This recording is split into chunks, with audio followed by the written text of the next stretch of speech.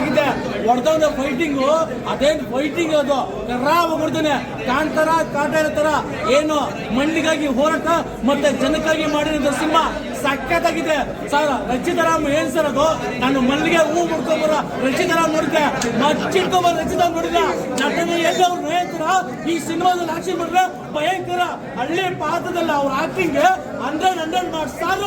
ಇಂಡಸ್ಟ್ರಿಗೆ ಒಬ್ಬರೇ ladies super star. ಅವ್ರಿಗೋಸ್ಕರ ಈ ಸಿನಿಮಾ ನೋಡಕ್ ಬಂದೆ. ಆರಾಮಾಗಿ ಮಾಡಿದ್ರೆ ಸರ್. ದುನಿಯಾ ವಿಜಯ್ ಮತ್ತೆ ಅವರ ಏನು ಅವರ ಕಪಲ್ ರೊಮ್ಯಾನ್ಸಿಂಗ್ ಮಸ್ತ್ ಆಗಿತ್ತು. ಅವ್ರ ಹಳ್ಳಿ ಅದೇ ಮತ್ತೆ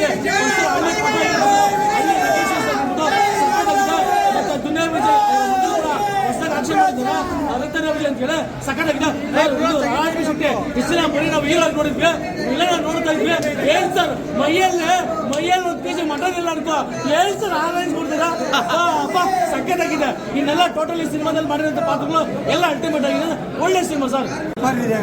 ಏನ್ ಇಷ್ಟ ಆಯ್ತು ಬಸವಪ್ಪಲ್ಲಿ? ಸ್ಟೋರಿ ಎಲ್ಲ ಚೆನ್ನಾಗಿದೆ.